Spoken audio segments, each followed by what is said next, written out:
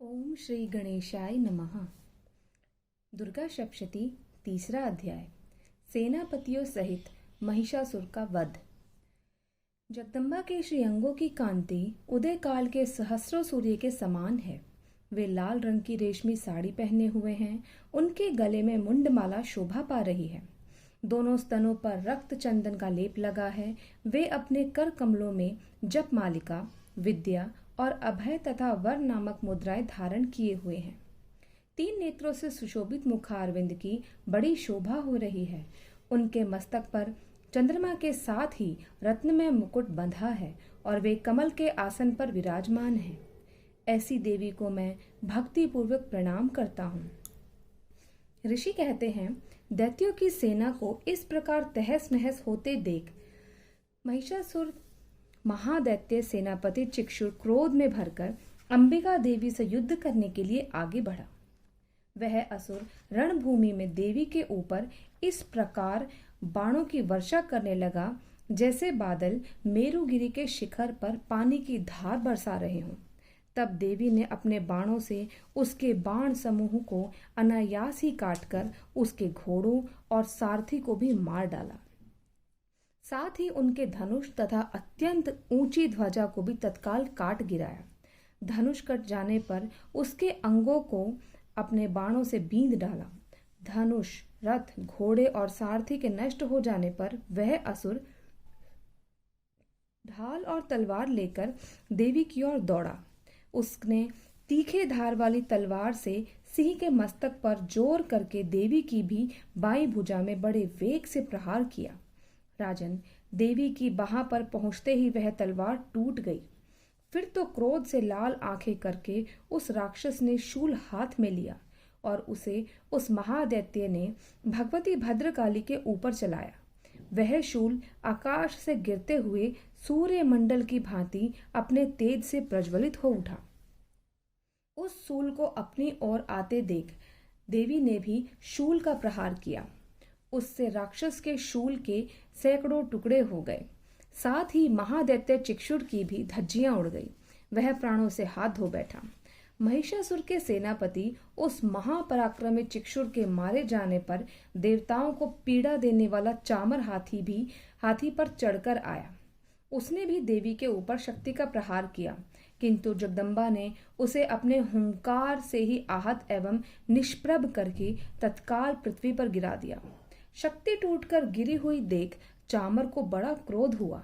अब उसने शूल चलाया, किंतु देवी ने उसे भी अपने बाणों द्वारा काट डाला। इतने में ही देवी का सिंह उछलकर हाथी के मस्तक पर चढ़ बैठा और उस दैत्य के साथ खूब जोर लगाकर बाहुयुद्ध करने लगा। वे दोनों लड़ते लड़ते हाथी से पृथ्वी पर आ गए और अत्यंत क्रोध में भरकर एक दूसरे पर बड़े भयंकर प्रहार करते हुए लड़ने लगे। तदनंतर सिंह बड़े वेग से आकाश की ओर उछला और उधर से गिरते समय उसने पंजों की मार से चामर का सिर धड़ से अलग कर दिया। इसी प्रकार उदग्र भी शिला और वृक्ष आदि की मार खाकर रणभूमि में देवी के हाथ से मारा गया और कराल भी दांतों, मुक्कों और थप्पड़ों की चोट से धराशायी हो गया। क्रोध में भरी हुई देवी ने गदा की चोट से उद्धत का कचूमर निकाल दिया। भिंदीपाल से वाशकल को और बाणों से ताम्र और अंधक को मौत के घाट उतार दिया। 3 नेत्रों वाली परमेश्वरी ने त्रिशूल से उग्रास्य, उग्रवीर्य तथा महाहनु नामक दैत्यों को मार डाला। तलवार की चोट से विडाल के मस्तक को धड़ से काट गिराया। दुर्धर और दुर्मुख इन दोनों को भी अपने बाणों से यमलोक भेज दिया।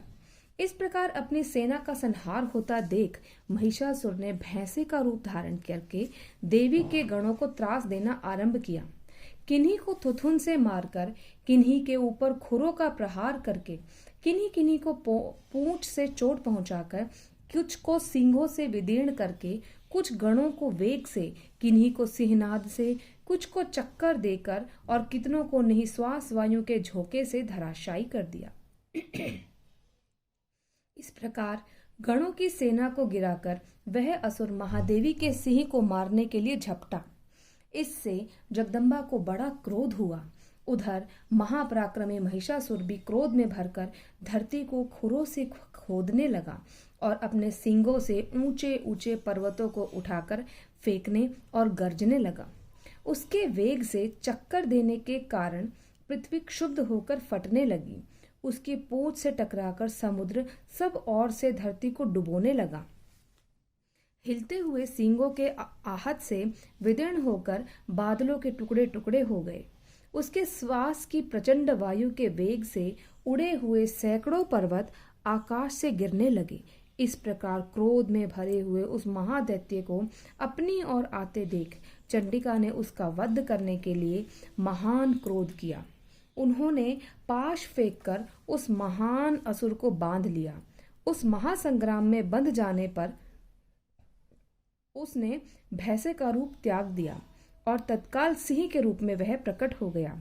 उस अवस्था में जगदम्बा ज्यों ही उसका मस्तक काटने के लिए उद्यत हुई तो ही वह खड़गधारी पुरुष के रूप में दिखाई देने लगा। तब देवी ने तुरंत ही बाणों की वर्षा करके ढाल और तलवार के साथ उस पुरुष को भी बींध डाला। इतने में ही वह महान गजराज के रूप में परिणत हो गया तथा अपनी सूंड से देवी के विशाल सिंह को खींचने और गर्जने लगा। खींचते समय देवी ने तलवार से उसकी सूंड काट डाली। तब उस महादैत्य ने पुनः भैंसे का शरीर धारण कर लिया और पहले की ही भांति चराचर प्राणियों सहित तीनों लोकों को व्याकुल करने लगा। तब क्रोध में भरी हुई जगन माता चंडिका बारंबार उत्तम मधु का पान करने और लाल आंखें करके हंसने लगी। उधर वह बल और पराक्रम के मद से उन्मत्त हुआ राक्षस गर्जने लगा और अपने सींगों से चंडी के ऊपर पर्वतों को फेंकने लगा। उस समय देवी अपने बाणों के समूहों से उसके फेंके हुए पर्वतों को चूर्ण करती हुई बोली। बोलते समय उनका मुख मधु के मद से लाल हो रहा था और वाणी लड़खड़ा रही थी। देवी ने कहा, ओ मूढ़, मैं जब तक मधु पीती हूँ तब तक तू क्षण भर के लिए खूब गर्ज ले। मेरे हाथ से यहीं तेरी मृत्यु हो जाने पर अब शीघ्र ही देवता भी गर्जना करेंगे। ऋषि कहते हैं, यों कहकर देवी उछली और उस महादैत्य के ऊपर चढ़ गईं। फिर अपने पैर से उसे दबाकर उन्होंने शूल से उसके कंठ में आघात किया। उनके पैर से दबा होने पर भी महिषासुर अपने मुख से अभी आधे शरीर से ही वह बाहर निकलने पाया था कि देवी ने अपने प्रभाव से उसे रोक दिया। आधा निकला होने पर भी वह महादैत्य देवी से युद्ध करने लगा। तब देवी ने बहुत बड़ी तलवार से उसका मस्तक काट गिराया। फिर तो हाहाकार करती हुई दैत्यों की सारी सेना भाग गई और संपूर्ण देवता अत्यंत प्रसन्न हो गए।